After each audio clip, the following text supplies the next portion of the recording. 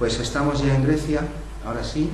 En total hay unas 15 estatuillas nada más, chiquitillas, la mayor parte de ellas procedentes de entornos fúnebres, áticos, mayormente, también de otros puntos, y unos 25 así sarcófagos, relieves de sarcófagos romanos, todos posteriores al siglo II después de Cristo. En total han sobrevivido de casi 1000 años de paganismo, pero paganismo digo, atroz por lo grande, todo el Mediterráneo, toda la Europa, prácticamente toda la Europa continental, toda la Bretaña. Teatros romanos hay hasta casi en la India, en Bactria, hay teatros romanos, o sea, más allá de Kirguistán y todas esas cosas. Estamos hablando de un mundo enorme que duró muchísimo tiempo. En todas las tabernas había laúdes, había orlos, digo tabernas por no decir otras cosas que también había, en todas las bodas, en todos los funerales. Esto, Occidente no debe seguir más tiempo ignorando estas cosas. Ya no digo Occidente, los músicos. Avanzaré un poco. Esta es la primera y también la más crítica. En primer lugar, señalar esta placa de metal, que sí que es un conjunto de mujeres donde hay 2 laudistas, también un arpa, también una tañedora que parece un varón, quizás sea un varón, de aulos doble, perdón, dos de aulos doble, una tañedora de lira y una bailarina que parece percutir. Yo lo que tengo que decir es que 5 de los instrumentos que hay ahí son multifónicos, o permiten la multifonía, claro, e incluso la bailarina, la que toca lira, la persona que toca y también la que toca el arpa, puesto que son músicos, además de tocar, pueden cantar a la vez. De modo que parece que estamos viendo a 5 personas o 6, pero realmente las posibilidades armónicas son muy elevadas. Y ya no diré más, pero de esta fuente sí, de las 15, y en general, en los sarcófagos romanos poco se puede apreciar, ahora lo enseñaré, aunque sí el número de cuerdas, pero en los sarcófagos casi ninguna representación está en posición de tocar. Mientras que en las 15 helenísticas, pues a la mayoría les faltan las manos. Contingencias de la historia, pues sí, tormentas, batallas, terremotos, persecución, porque la hubo. Los instrumentos polifónicos y los coros paganos, los instrumentos de los paganos fueron perseguidos. Y los textos de algunos padres de la Iglesia, autoridades cristianas, ahí están. En la tesis también recopilamos un buen manojo de ellos, incluyendo a San Agustín y otros. Es decir, la música pagana fue perseguida y con saña. Y tampoco son nuestras palabras, hasta Fubini admite esas cosas, como digo que más tengo que decir. Lo que sí tengo que decir es que esta es una de las pocas, hay 2 fuentes críticas helenísticas, que son las que voy a insistir, que claro, dejan el argumento de Ubaldo pues, al pie de los caballos. En la mayoría de ellas se han perdido las manos, o incluso el mástil, y no podemos saber nada. Esta no es real, esta es una reconstrucción a la rodilla. La fuente real es esta, es un cupido, es una estatuilla chiquitilla, un eros, un cupido, procedente de Eretria, del 330 a.C. Pero hace falta que yo diga algo, este es mi... Si alguien algo no lo ves, el gesto es inequívoco, no lo voy a decir. Después cuando lo subamos a YouTube, si hace falta ya lo pondrán abajo, va a dar un acorde. Pero ¿qué tipo de acorde? Se complicará. Veamos un mástil suficientemente ancho, aunque corto, con 4 cuerdas al menos, va a estar complicándose la existencia para emitir solo unísonos y heterofonías. ¿Por qué? Porque dicen los modernos que lo decía Pitágoras. Pitágoras era un teórico, pero no era un músico. Eso es lo que yo estoy diciendo. Nosotros no estamos hablando de la música en el culto o de la música de los tratados teóricos, sino de la música en la vida real, de la cual no tenemos prácticamente ninguna noticia. Pues esta es la fuente más crítica de todo. Esta es una reconstrucción que llevó a cabo un musicólogo israelí. Hemos escrito en un par de ocasiones, en los últimos años no ha respondido, igual ya no está en su puesto de trabajo, igual era mayor, no lo sé, no puedo saber, se llama Slomo, y lo consignaré igualmente. Es decir, esta es la estatua real, lo que conservamos de ella. Pero claro, el gesto de la mano, yo creo que no admite ninguna discusión. La otra estatuilla crítica es ligeramente diferente. En la que voy a mostrar ahora no son acordes lo que va a producir, sino precisamente el caso inverso, que es esta de arriba. Estas irán saliendo por ahí, yo no voy a parar en todas, pero en la mayoría pues no se pueden apreciar ni siquiera detalles de cuerdas. A veces sí, aparecen 3 rayas ahí, a veces 4, pero estas son las helenísticas, están muy deterioradas, son chiquititas, pero esta es un pedestal de Mantinea, es una ciudad, un pedestal, un basamento, un monumento, pues ahí en la pared. Esta imagen es muy famosa, sobre todo por esas flautas. Bueno, era una imagen frecuente, pero parece que aparte de Willington Ingram y nosotros, pues nadie había reparado en esta figura. Esta figura, que es esta misma que hay aquí, pues ha perdido el mástil, ciertamente, buena parte del mástil está perdido, no sabemos el número de cuerdas, pero se conserva suficiente detalle de ambas manos, y obsérvese que ambas manos tienen los dedos separados. Es decir, está digitando. No Manuel, pero primero da con el índice y hasta que no da el índice no da con el corazón. Y después, bueno, eso es lo que cualquiera puede decir y lo que no se ha venido a decir, porque es que no se decía nada. No había suficientes fuentes y por lo tanto el problema no se podía resolver. Así estamos desde los tiempos de la Camerata Bardi, por no decir desde que cayó el paganismo. Pues estas son las dos más críticas. Se observa lo que estoy diciendo. Es decir, puede que Manuel, es que usaban plectro. Bueno, esto es muy relativo. En algunas pinturas romanas sí que se ve a citaristas o quitareras tocando con plectro. Pero una fuente cristiana tardía del 800, que se llama Photius, de la parte oriental del imperio, Photius, dice que el pandouros, los laúdes, es un instrumento lidio que se toca sin plectro. Eso es lo que dice Photius, sin plectro. Lo dice en el siglo VIII, ciertamente, 200 años después de San Isidoro, 400 años después de Ambrosio de Milán. ¿Y en medio qué pasó? En medio no sabe nadie lo que pasó. Lo que sí sabemos los músicos es que si yo toco sin plectro, significa que tengo los 5 dedos de la mano derecha libres para hacer lo que mi arte o mi religión o mis maestros me han enseñado. Estas dos son las dos más críticas, y las demás pues son fuentes y conservadas, 15, no hay más. Aquí vemos una más, esta también es bastante conocida, como se ve, falta la mano izquierda, pero la derecha claramente tiene los dedos en posición de digitar. Esta es la misma. Este vaso no es este, lo he puesto aquí para que se entienda lo que es un vaso griego lecito o liquito, es de este tipo. Pues ahí hay otro, las que aparece sobre el texto es porque no tenemos la imagen, por eso no la texto. Si lo hubiera tenido, pues la estaría enseñando. Hay algunas más, claro, utilizamos el auxelito, el cupido siempre pues como icono, claro, como emblema, porque es que no ahí, que hay que discutir ahí. El sistema modal, Manuel, si era mixolidio, si era hiporidio, que me da igual lo que fuera, que me da igual. Aquí vemos otra parecida a la que he enseñado, a la de Eros de Eretia. Al menos dos de estas 15, al menos dos, parecen hechas con el mismo molde. Parece, están muy deterioradas. Lo cual apuntaría a su fabricación en serie. De hecho, hay órganos, lámparas de aceite de Cartago, de época romana, que se fabricaban en serie. Era un hidráulis, era un órgano chiquitín hueco, tú lo rellenabas de aceite, como para turistas, o como si en vez de un órgano te pones, no sé, un Ferrari o cualquier cosa, lo que a ti te guste, te lo pones en tu casa, lo llenas de aceite y lo prendes. Bueno, creo que ya están todas, hemos llegado a la 16. Todas estas cosas, huelga que yo insista, porque están publicadas, están en la tesis, no vamos a parar de molestar a algunos, supongo, no sé. Esperemos que ya empiecen. Esperamos poder ir abriendo con sumo cuidado los oídos de los vivos, de los músicos, y que presten atención a estas cosas, porque lo que he dicho no es presunción, ni es falaz, ni es mentira. No hay revisiones monográficas de estos instrumentos, ni siquiera en inglés, más allá de las dos que he mostrado antes. Bien, pues hemos acabado. Estas también son helenísticas. Estas es que no están incluidas, las encontramos después. Este es un banquete indogriego del siglo I a.C. Aquí se pueden apreciar 3 cuerdas. Si alguien quiere averiguar qué se puede hacer, pues bueno, somos músicos, para que le preguntar yo una balalaica, se mete en YouTube, las cuerdas tú haces de todo. De todo. Y esta también la encontramos después ya de aceptado y publicado el artículo. Es la única que conocemos, un laúd que tiene el mástil curvado.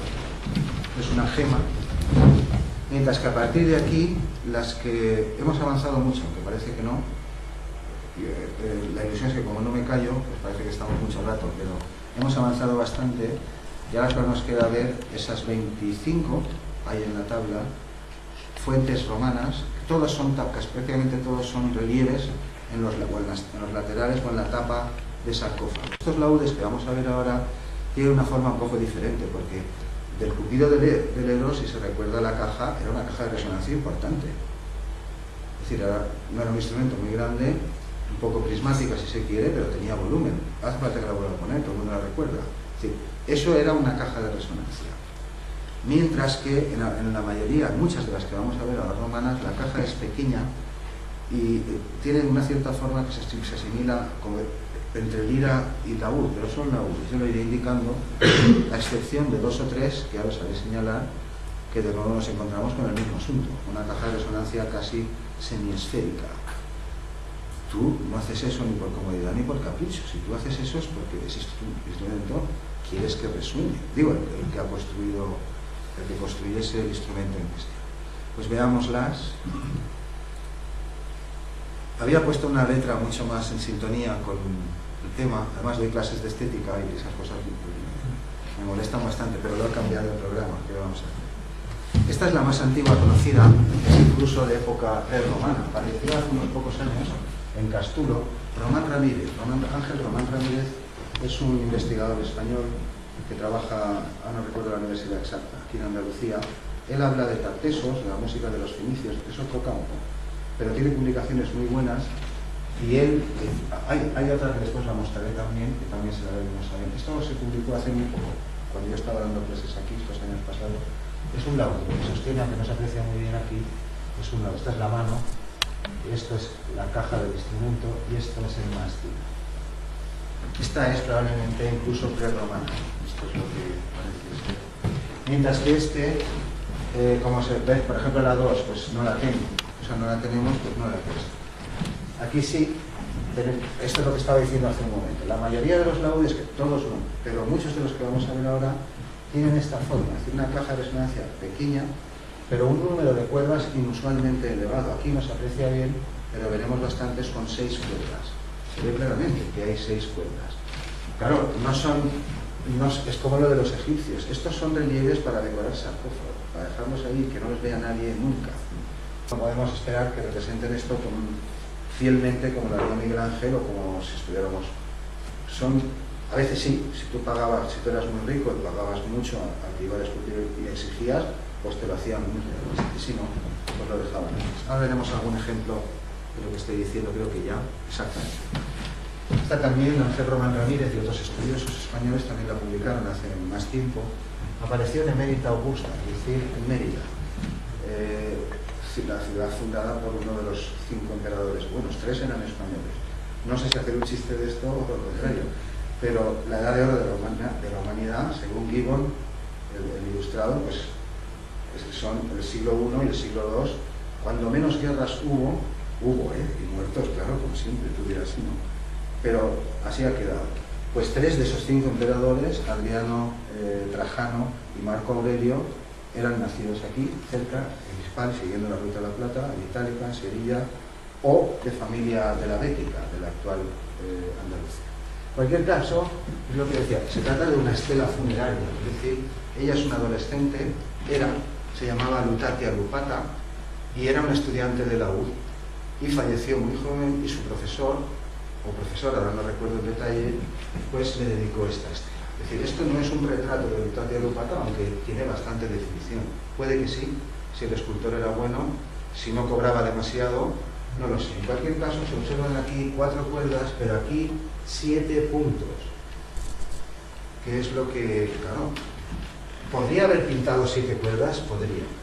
¿Significa que solo había 4? Pues eso no sabemos. Si hay 7 puntos, lo más probable es que esté indicando 7 cuerdas. Es irrelevante para el problema que estamos exponiendo aquí y que llevamos ya años exponiendo en nuestras publicaciones, siempre que podemos.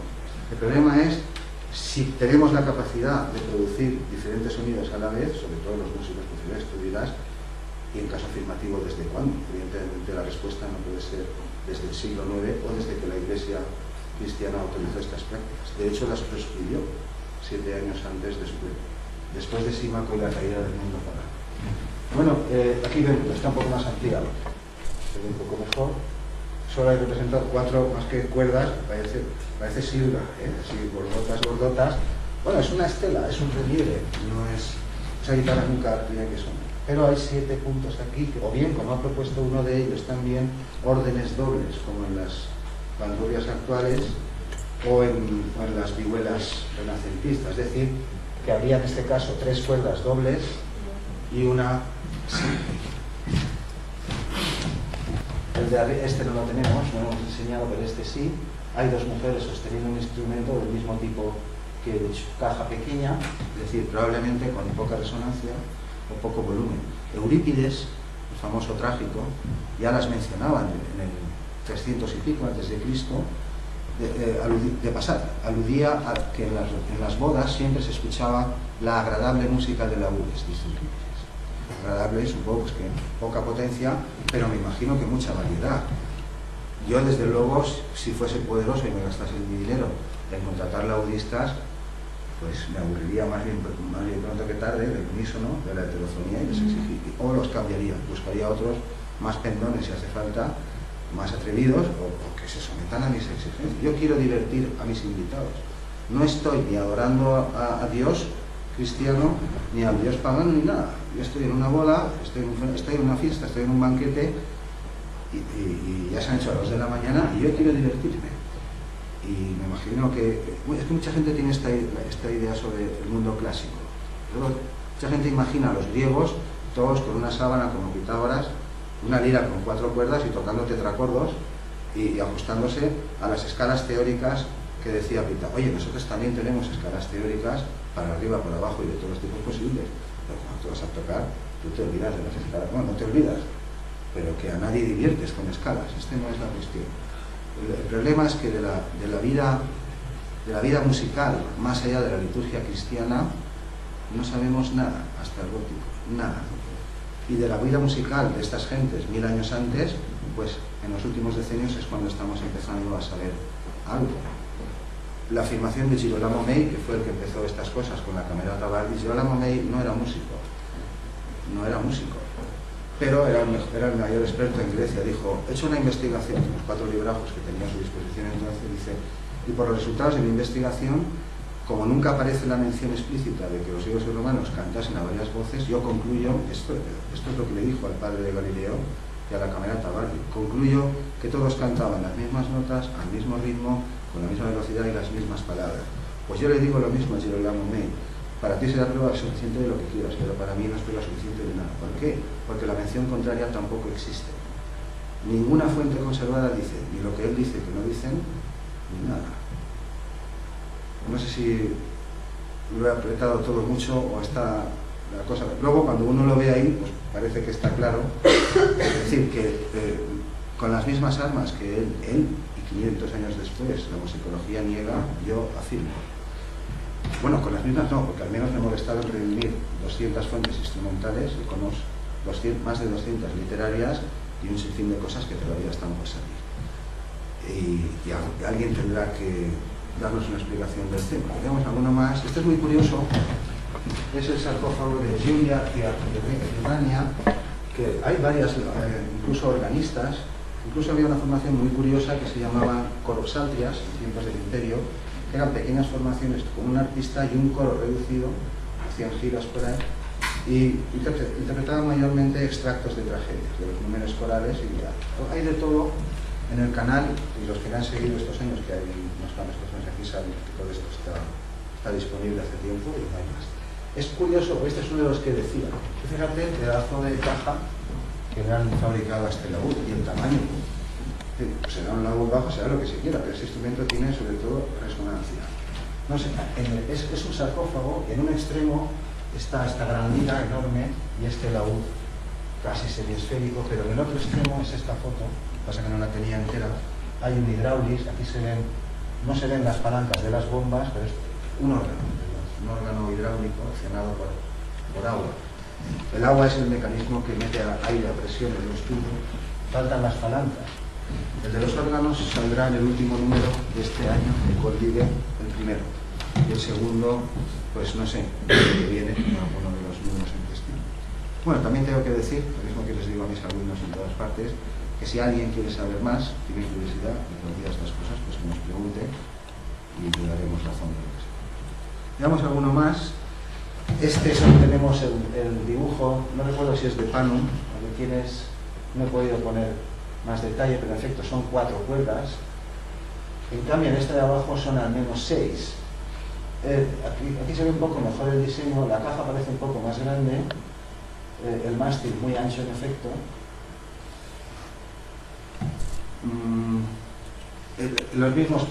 Prácticamente el mismo texto que se ve aquí, prácticamente es el que aparece en el artículo, en el texto, no en la tabla, en el texto. Aquí vemos otros dos. Este no tenía... Ah, no, perdón, es el mismo, exacto. Este es el clásico que circulaba, publicado, es el libro de Panum, el que he citado antes, y este es el texto. Por eso decía que en algunos de estos la forma se asimila a la de parece una lira. Parece una lira, no acaba de parecernos un laúd al uso que estamos habituados, mástil diferenciado, caja separada, pero tengo que decir que muchos también, y me también igual, los hay en forma de pera, que dice, es decir, que el mástil no es independiente, que está tallado todo en una pieza. Entonces son más pequeños, suelen ser más pequeños, pero casi todos los romanos que estamos viendo son de este tipo, a veces más largos, a veces con menos cuerdas. 6 cuerdas es un número de cuerdas considerable. Bueno, entre músicos con 3 sobra para montar un tinglado impresionante y una fiesta que no se acaba, pero con 6, claro, y entre músicos profesionales más. Pues no los estamos viendo todos, insisto, a veces me salto alguno y otros no los tengo, como este de arriba, pero estamos dando una razón suficiente sobre todo de dónde se pueden consultar estas cosas. Esta es la tapa de otro sarcófago, representa a la pareja de difuntos, era un matrimonio. Estamos viendo la tapa, está esculpido en alto relieve sobre una piedra horizontal. Veo un instrumento parecido, caja pequeña, mástil largo, cuerdas, pues hemos de suponer al menos 3 o 4, y muchas de estas figuras que aparecen retratadas en los sarcófagos se hacen retratar así precisamente porque ellas mismas o su pareja eran laudistas. Y esto a veces aparece ahí consignado en las letras que... Esto es lo normal. Es decir, tú te haces, si lo puedes pagar, claro, esa es otra. Si puedes pagar el sarcófago e insistes en poner ahí un laudista o lo que sea, es porque tú, esto es lo habitual. Tú, el difunto, que está ahí, en vida era laudista. Pues aquí tenemos 2 más, solo aparece el de abajo, son... Digo, ya nos están echando. ¿No? Nos quedan no mucho, pero... Pues este, por ejemplo, es un pedazo de sarcófago entero. El laúd está aquí. Pues lo mismo. Este tiene mucho más realismo, él es el difunto, probablemente un laudista. Y pasa como con el de Lutatia Lupata. Lo que se presenta son 4 cuerdas así de gordas, que eso, para hacer vibrar eso, tendría que tener 30 metros, pero claro, hay que entender las cosas. Lo que me está diciendo es que tiene al menos 4 cuerdas.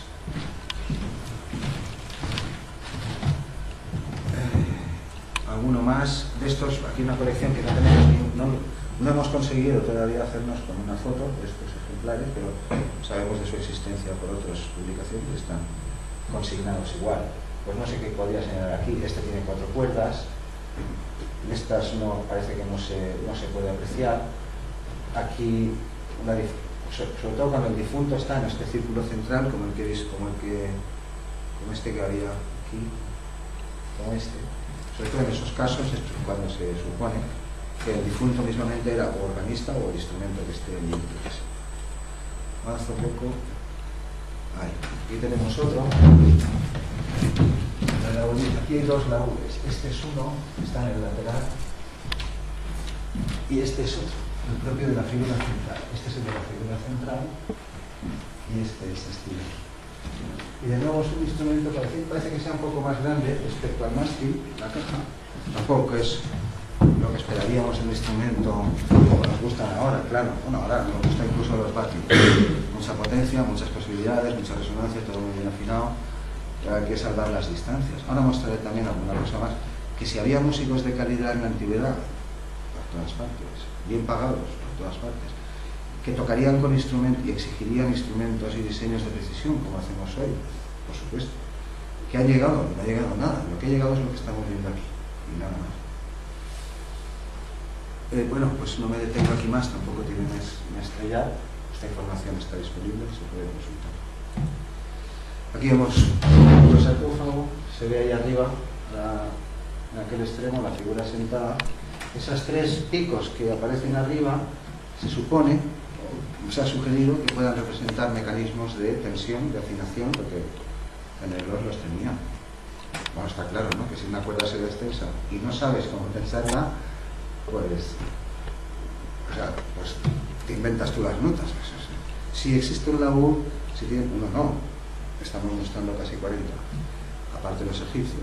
Si existen músicos profesionales, si tienen varias cuerdas, si es una práctica repetida, pues claro, suponemos que no está bien un look, ahí sujetándolo con la boca en un look y donde se queda, eso no puede ser. Tienes que poderla tensar, y si no, ahí está la tableta mesopotámica, exactamente igual, con los mismos intervalos que seguimos afinando hoy violas y violonchelos. Insisto que eso no significa una línea continua sin interrupción, para nada, no significa eso, significa que el oído pues era el mismo hace 5.000 años que ahora, y otras cosas también. Podríamos construir las guitarras con forma de arañas, pero eso no sería práctico. Es decir, lo más práctico para un músico avezado, la caja es irrelevante, lo que le da es sonido y potencia. Lo que importa es un mástil sobre el que yo pueda segmentar las cuerdas. Los laúdes, y por eso lo hemos escogido, armónicamente hablando, es el instrumento más capaz, el más poderoso. En volumen no, pero vamos. Avanzo un poco más. Este no lo tenemos, pero sí aparece publicado en Panum. Aquí está a ver si te veo. Pues no lo he conseguido. Panum, Hortense Panum es un escritor del siglo XIX. Este es un laúd también, es decir, es una copia de su libro, una captura de pantalla. Este no es tan semiesférico como el que hemos visto, pero es una caja de resonancia importante, no como estos chiquitines de los romanos. Aquí vemos otro que sí que parece más como que tiene forma de lira, o incluso de crowd. Hay un crowd medieval, que es un instrumento que es como una lira, muy parecido a este. Es decir, que tiene esto hueco, tiene una caja de resonancia, tiene dos piezas de madera unidas por arriba y en medio tiene las cuerdas. Aquí no se puede apreciar muy bien si fuera uno u otro, pero evidentemente se toca como un laúd. Aquí estamos entendiendo genéricamente lo esencial. Lo llamamos laúd, aunque pueda tener otro nombre, pandola, lo que fuera, si hay un mástil, si hay varias cuerdas y si yo las puedo presionar. Pues estamos al final. Para acabar, aquí tenemos un laúd bizantino, este sí, de Constantinopla, que ha llegado casi entero sin cuerdas, claro.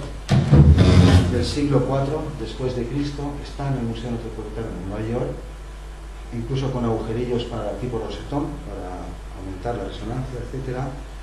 Pues, hombre, esto es como lo vemos ahora, después de casi 2000 años de moho, de olvido, de indiferencia, porque yo no sé cómo llamar a esta situación. No estamos hablando de cualquier instrumento, estamos hablando de instrumentos polifónicos, que hasta hoy solo han sido contemplados como si fuera una lira, como si fuera una flauta, como si fuera un címbalo, como si fuera un tambor. Pues no, no es como un tambor, no es como una lira, no es como una flauta, son instrumentos diferentes. Y esta situación, pues consideramos que tiene que cambiar. No podemos seguir viendo a griegos y romanos como que son buenos en todo, que nos siguen soportando. Dormimos todavía bajo sus techos, pero que a la hora de cantar eran unos simples. Este es un mosaico también bizantino, un poco posterior, y voy a mostrar 3 o 4 fuentes posteriores al siglo V, es decir, ya en pleno cristianismo, para demostrar que los laúdes no se inventaron 6 siglos después, con los primeros códices medievales, cuando empiezan a aparecer ya pintados los medievales, sino que incluso perduraron más allá de la caída del paganismo.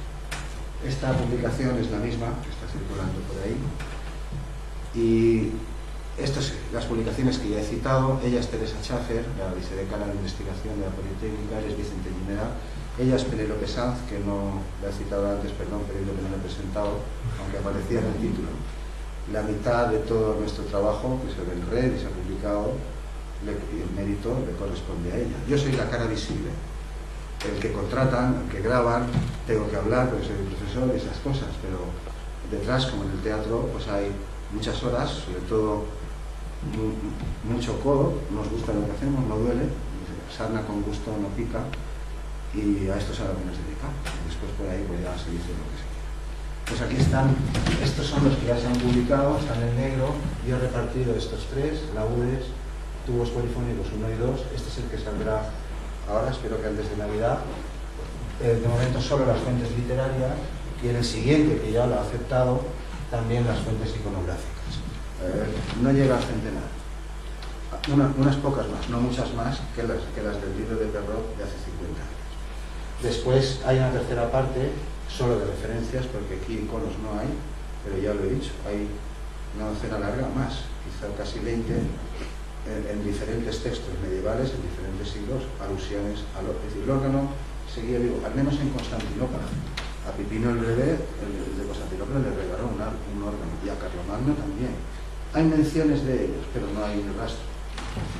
Y el de la Glos, que también lo he citado, que estamos trabajando, el del sarcófago que ha aparecido en Roma, y el de las arpas, que no está aquí. Por eso he dicho al comienzo que esta línea de investigación, o este nuevo enfoque, pues ha dado ya una docena de publicaciones, he dicho, que están, una tesis y todas las conferencias que hay por ahí, y una segunda tesis que le vamos a dedicar al tubo triple que he contado al principio, al de los tiempos de Constantinopla.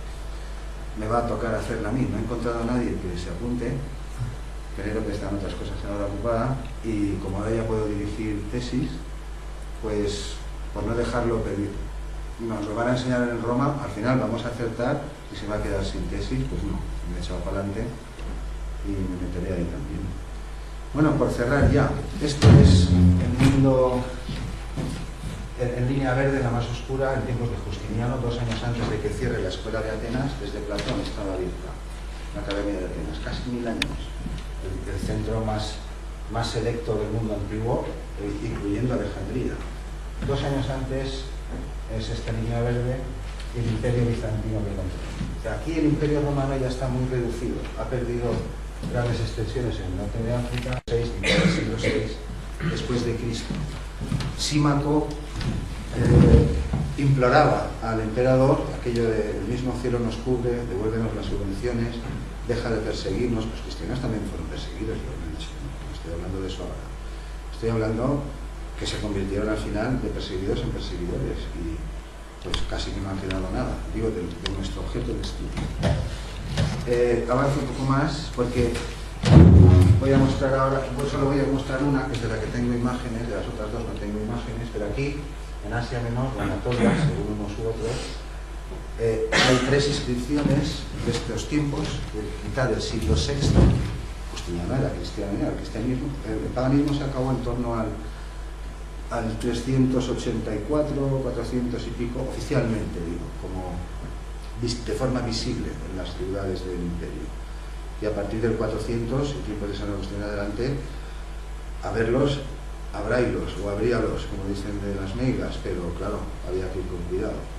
Había que hacerse cristiano y tú te convertías y ya está, y seguías viviendo y conservando tus propiedades. Pues una de ellas es la siguiente. Estamos ahora en el 500 y pico después de Cristo, casi 200 años después de la caída de Roma. Pues aquí, esto era un templo pagano que después fue reconvertido en basílica. Aquí no se apreciará muy bien esto de aquí. Esto de aquí es como una litera, como un catre de esos de psicoanalista, y una cruz. Y aquí al lado dice Asterios Pandouros. Aquí lo tenemos. Asterios es el nombre del difunto que está representando. Aquí está Asterios. Es lo mismo, solo que aquí está en otra perspectiva. Este de aquí. Este de aquí, esta cruz. Asterios es el nombre del músico y Pandouros el nombre del instrumento que tocaba. Es una tumba cristiana, no es una tumba pagana.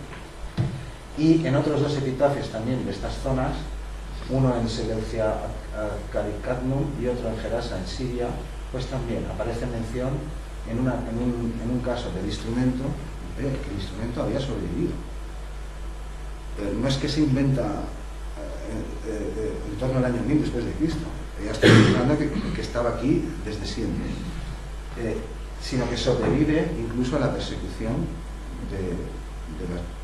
no solo los instrumentos monofónicos, polifónicos, muchas prácticas de los romanos, por no decir pues todas, de los paganos. La literatura política pues prácticamente no ha quedado nada. de música, todavía tenemos menos noticias, menos datos de Roma que de Grecia, que eran 7 siglos antes.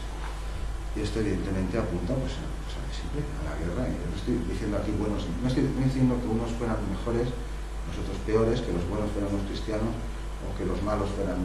Yo no estoy diciendo nada de eso, pero que esto ocurrió. Y las olas de biblioclastia, es decir, la persecución de libros, iconoclastia, relevamiento de estatuas e incluso musicoclastia, pues han sido una constante, sobre todo durante la Edad Media. En Constantinopla hay documentadas varias. En fin, grandes personajes, grandes emperadores como Justiniano, pero que al final cierran las escuelas de gramática que hay en todos los pueblos importantes y llevan los niños hermanos a clase, cierras la Academia de Atenas y, en fin, y lo cierras todo. Pues esta es otra del sur de Rusia, es decir, del norte de lo que hoy sería el norte de Turquía, Georgia, esa zona, que fue también Mesopotamia, Sasania, y también es entre los siglos 4 y 7, un laúd, un tipo laúd con 3 cuerdas, y con esto ya voy a cerrar. Aquí vemos lo que ocurre después del siglo 7 aproximadamente. Es que el Islam ocupa todas estas zonas que antaño fueron romanas, ocupa buena parte de la actual, de la Hispania de entonces. Cuando entramos en la Edad Media, a partir de los siglos de San Agustín, 400 y pico, así 500 si se quiere, se dice que cae el imperio. Entramos en la Edad Media porque el imperio cae. Lo que cae es Occidente. Es una línea que pasa más o menos por Atenas. Todo este sector de aquí se queda fragmentado en francos y godos y visigodos y toda clase de... Pero el imperio cristiano de Oriente sigue vivo hasta la Cuarta Cruzada, que es en 1200. Ahí cae Constantinopla por primera vez y las cosas cambian, pero así quedó el panorama después. Y no me acuerdo si tengo algo más aquí, pero no sé. Ah, sí. Bueno, y después pues pasa lo que pasa, que ya lo he dicho al comienzo para ir amenizando el menú o lo que íbamos a degustar. Fuentes occidentales, es decir, representaciones, relieves, menciones, fuentes iconográficas o literarias desde el siglo V aproximadamente hasta los tiempos de los primeros códices cristianos, que no es las cantigas es de 1300. En fin, hasta los tiempos de Guido, más o menos, en torno al año 1000, un poco antes, no hay. De modo que, pues, he presentado unos cuantos, estos son de las cantigas, estos son otros códices, no tienen más importancia. He intentado pues presentar un cuadro quizá muy rápido, muy escueto, que intentase también situar las cosas en contexto, no simplemente enseñar los objetos, decir ahí están y ya se apañaremos, sino intentar aclarar por qué hay tan pocos, dar alguna razón, o intentar exponer el problema de fondo. Y es si griegos, yo no estoy diciendo ahora otros pueblos, me voy a callar. La secuencia esa de armónicos que se van aceptando es de Schaffer, pues se dedica a la musicología.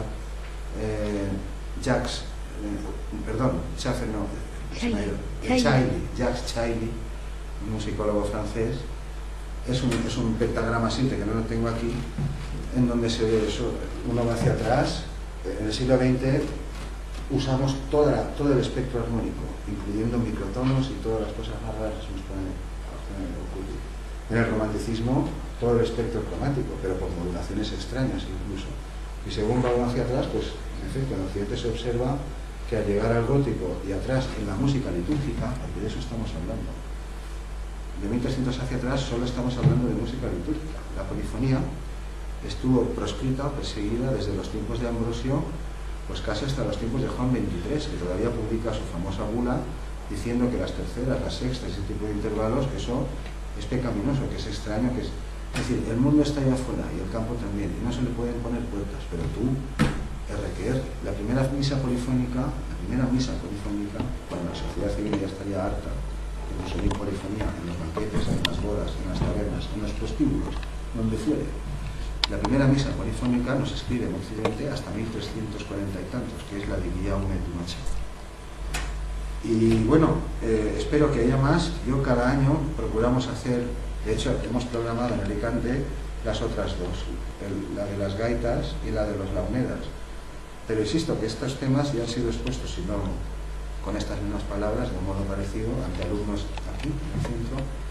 estos últimos 4 años y ante alumnos, es decir, entre titulados superiores, músicos, de Alicante también, y la información está disponible.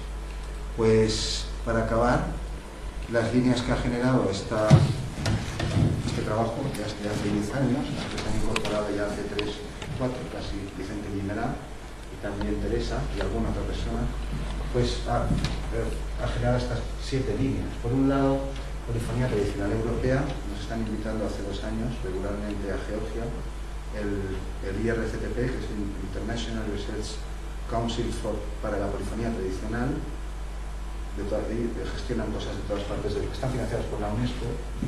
También estamos trabajando en temas de coros, aunque aquí con la voz es más difícil porque eso no deja rastros, pero claro, coros hubo, no deja rastros. Hay noticias de coros, de festivales, hay muchas cosas, pero no es tan obvio como identificar un objeto que es de esta fecha, que tiene estas características, pero también estamos trabajando ahí.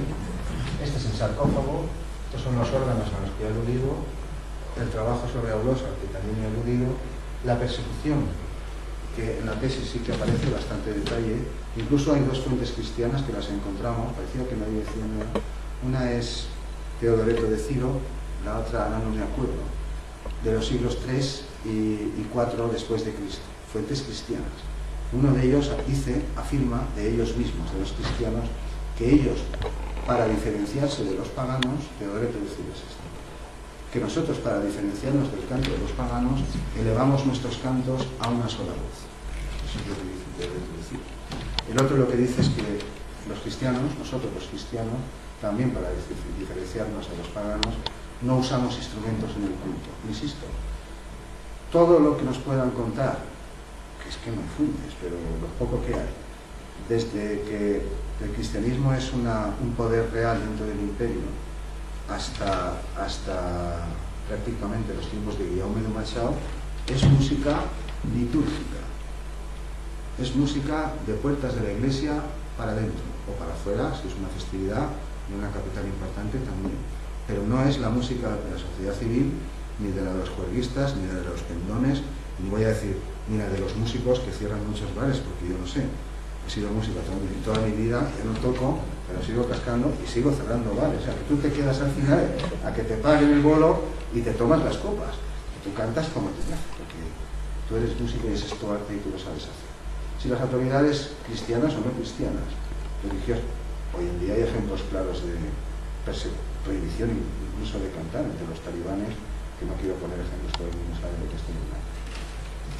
Y por último, un apéndice que añadimos a la tesis con casi 30 citas, entre ellas algunas del falso Aristóteles, ya cuestiones no directamente relacionadas con intervalos o con instrumentos, perdón, con intervalos sí, no directamente con fuentes instrumentales o coros, sino sobre problemas de concomitancia de sonidos. Hay listadas unas 26 o así, algunas de Aristóteles, otras posteriores. Teón de Esmirna, el empleo de parafonos en el siglo III, notas que a mitad de camino entre las consonancias perfectas, que eran las admitidas, y lo discordante.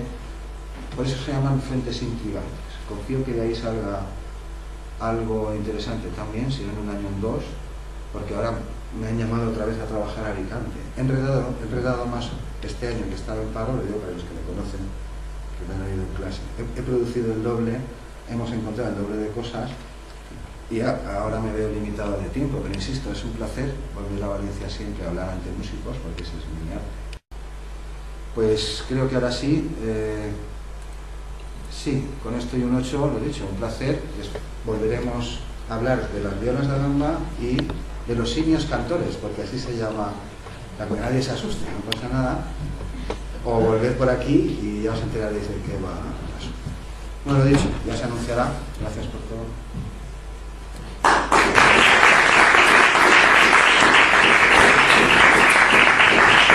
No era para que aplaudierais, era para decir que para aclarar que se había acabado.